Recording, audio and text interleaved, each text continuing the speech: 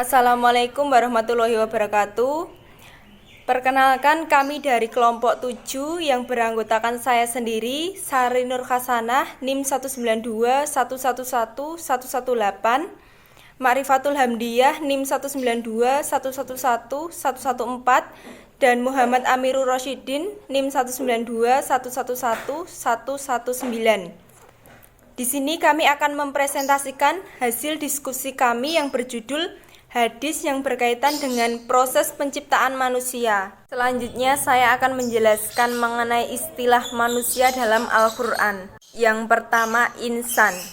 Dalam Al-Quran, istilah yang digunakan untuk menyebut makhluk yang bernama manusia itu adalah insan atau alnas. Insan atau ins atau unas atau alnas sering diartikan sebagai jinak, harmonis, dan tampak.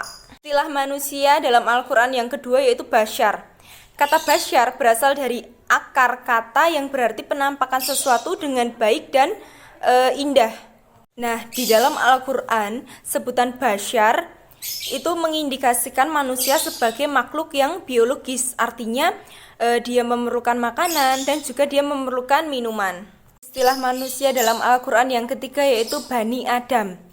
Istilah Bani Adam itu menunjukkan bahwa seluruh manusia adalah anak dari manusia ciptaan Allah.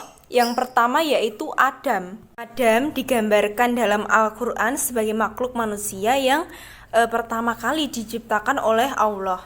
Samping Adam, ada seorang perempuan yang diciptakan Allah untuk hidup berdampingan dengan Adam, yaitu yang bernama Hawa. Dari pernikahan Adam dan Hawa ini, maka lahirlah seluruh bangsa manusia. Maka semua manusia itu adalah Bani Adam, atau merupakan keturunan dari Adam. Penggunaan istilah Bani Adam di sini dimaksudkan untuk menegaskan tentang asal-usul yang jelas tentang proses penciptaan manusia. Manusia itu bukanlah makhluk yang berasal dari keturunan kera-kera atau yang lainnya, sebagaimana yang telah diungkapkan oleh ilmuwan yang menganut paham evolusionisme. Jadi, Allah menciptakan semua makhluk itu dalam keadaan yang sempurna. Nenek moyang hewan adalah hewan itu sendiri. Begitu juga dengan manusia yang berasal dari nenek moyang manusia itu sendiri. Manusia pertama kali yang diciptakan oleh Allah yaitu Adam, yang kedua Hawa. Nah, dari pasangan ini lahirlah miliaran umat manusia. Kemudian saya akan menjelaskan tahapan-tahapan awal mula penciptaan manusia di dalam Al-Quran. Al-Quran itu menyatakan proses penciptaan manusia ada dua tahapan yang berbeda, yaitu yang pertama tahapan primordial. Nah, tahapan primordial ini dibagi menjadi 4 tahap, yaitu yang pertama turab. Turab itu diartikan sebagai partikel tanah atau debu. Menurut Ibnu Katsir, dalam hak kekuasaan Allah itu mengingat Allah menciptakannya tanpa melalui seorang ayah dan tanpa ibu, melainkan Tuhan yang menciptakan Isa. Jika ada jalan untuk mendakwakan Isa sebagai anak Tuhan, mengingat ia diciptakan tanpa melalui seorang ayah, maka terlebih lagi terhadap Adam. Allah sengaja melakukan demikian dengan maksud untuk menampakkan kekuasaannya kepada makhluk-makhluknya. Dengan menciptakan Adam tanpa kedua orang tua dan menciptakan Hawa dari laki-laki tanpa wanita, serta menciptakan Isa dari wanita tanpa laki-laki, sebagaimana ia menciptakan manusia dari jenis jantan dan jenis betina. Yang kedua yaitu tin.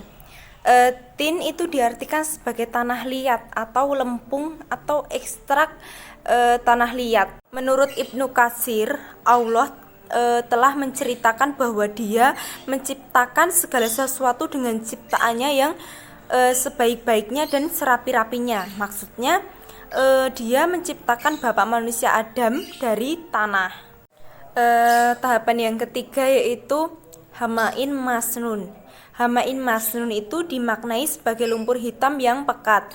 Pada proses ini merupakan proses transisi antara tin dan salsal. Menurut tafsir Jalalain, Allah menceritakan bahwa dia menciptakan Nabi Adam itu dari tanah liat yang kering, yang apabila diketuk akan terdengar daripadanya suara melenting yang berasal dari tanah liat yang hitam yang diubah bentuknya itu. Tahapan yang keempat yaitu salsal. Salsal itu diartikan sebagai bentuk tembikar sebelum proses pembakaran. Ketika proses awal penciptaan manusia secara fisik sampai pada tahapan salsal ini, Allah meniupkan roh kepadanya sehingga terciptalah manusia itu secara utuh. Menurut tafsir Jalalain, dan ingatlah ketika Rabbmu berfirman kepada para malaikat, sesungguhnya aku akan menciptakan seorang manusia dari tanah liat yang kering yang berasal dari lumpur hitam yang diberi bentuk. Maka apabila aku telah menyempurnakan kejadiannya, telah merampungkan bentuknya, dan aku telah meniupkan, maksudnya telah mengalirkan ke dalam tubuhnya roh ciptaanku, sehingga ia menjadi hidup, diidafatkannya lafal ruh kepadanya sebagai penghormatan kepada Adam. Maka tunduklah kalian kepadanya dengan bersujud, yaitu sujud penghormatan dengan cara membungkuk. Tahapan yang kedua adalah tahapan biologis yang dapat dipahami secara sains. Tahapan biologis ini dibagi menjadi 6 tahap, yaitu yang pertama fase nutfah. Nutfah adalah darah yang berasal dari makanan, baik berupa daging maupun dari tumbuhan. Nah, tumbuhan itu sendiri berasal dari zat-zat yang terdapat dalam tanah dan air.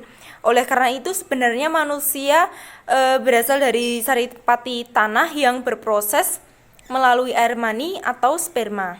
Kemudian nutfah yang ditempatkan dalam sulbi atau tulang sumsum ayah, kemudian dimasukkan ke dalam rahim ibu. Setelah bertemu dengan sel telur ibu, maka terpeliharalah dalam rahim menjadi bayi yang sampai hari kelahirannya. Yang kedua yaitu fase alaqah atau segumpal darah.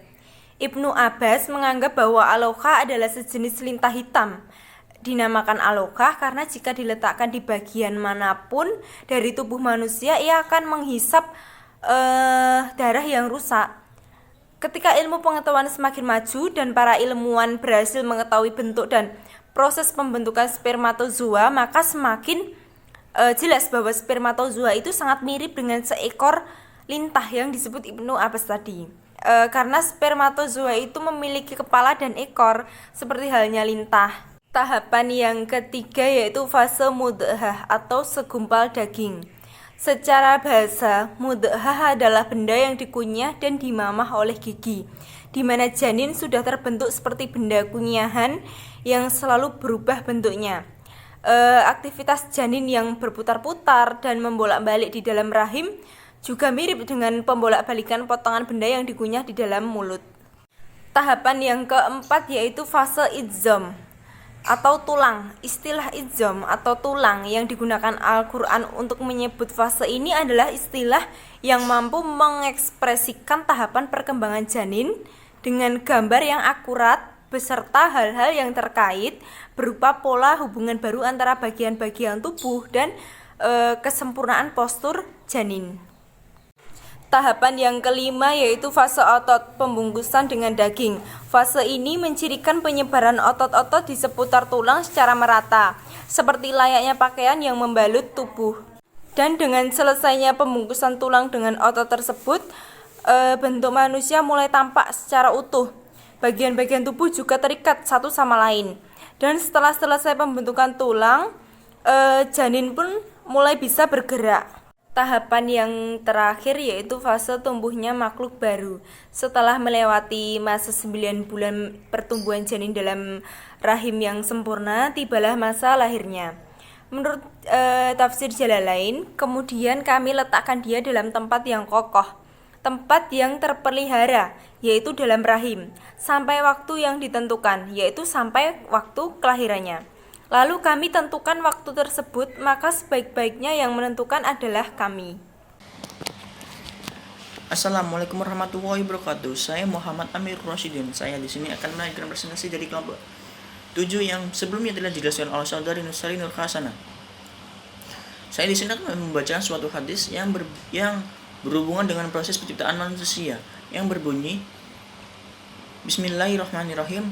An ibnu Abdurrahman Abdullah ibnu Mas'ud radhiyallahu anhu qala hadatsana Rasulullah sallallahu alaihi wasallam wa huwa shadiqul masduq inna ahadakum yujma'u khalquhu fil batni ummihi 40 yawman summa yakuna fi dalikal alaqatan fi mislu dalik summa yakuna fi dalikal mudghatan mislu dalik summa yursil malaku wa infuhu fihi ruha wa yu'maru bi arba'i kalimatin bi katabi rizqihi wa ajalihi wa amalihi wa syakirun aw sa'idun fa huwa alladhi la ilaha ghairuhu inna ahadakum la ya'malu bi amali ahli jannata hatta ma yakuna bainahu wa bainaha illa dira'un wa yasbiqu alaihi kitabul fa ya'malu bi amali wa ahli nar wa yadkhuluha wa in ahadakum la ya'malu bi amali ahli nar hatta ma yakuna bainahu wa bainaha illa dira'un wa yasbiqu alaihi kitabil fa ya'malu bi amali ahli jannata fa yadkhuluha rawahu Muslim, Bukhari wa Muslim. Sekian dari saya, dan selanjutnya akan dijelaskan oleh saudari Ma'rifatul Hamdiah. Selanjutnya nama saya Ma'rifatul Hamdiah, NIM 192111114.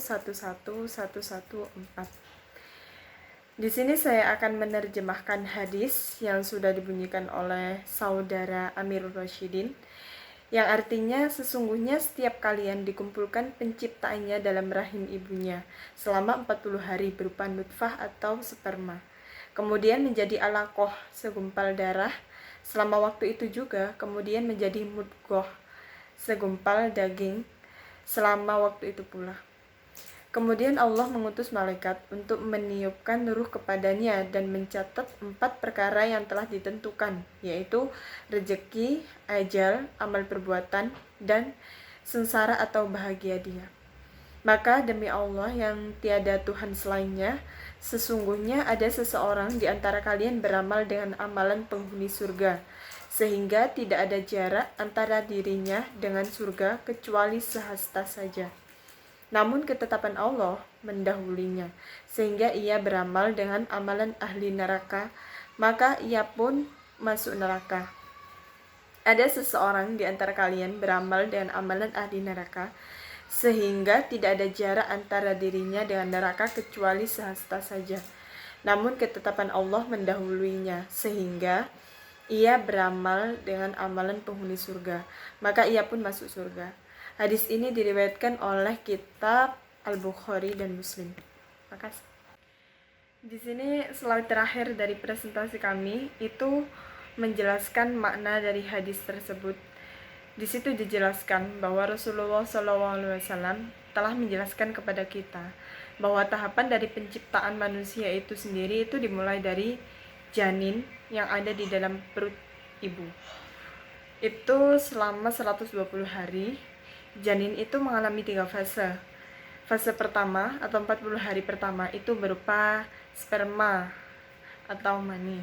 Kemudian fase yang kedua, 40 hari kedua itu berupa segumpal darah. Dan yang terakhir, 40 hari terakhir atau fase ketiga itu berupa segumpal daging. Nah, setelah genap 4 bulan atau 120 hari tersebut, saat itu Allah mengutus malaikat untuk meniupkan ruh di dalam janin itu. Nah, saat meniupkan ruh itu juga Allah mengutus malaikat untuk menuliskan 4 takdirnya. Takdir ya rezeki, ajalnya, amal perbuatannya, dan bahagia atau celakanya itu sudah ditetapkan waktu Allah mengutus malaikat untuk meniupkan ruh di dalam janin tersebut. Sementara tidak ada yang tahu rezeki apa yang dituliskan malaikat itu, kapan ajal dan kematiannya datang, itu nggak ada yang tahu. Jadi apapun yang kita lakukan esok itu termasuk golongan bahagia atau celaka. Mungkin cukup sekian penjelasan dari kelompok kami. Apabila ada salah kata atau kurang tepat dalam menjelaskan, kami mohon maaf. Wabillahi taufiq wal hidayah. Wassalamualaikum warahmatullahi wabarakatuh.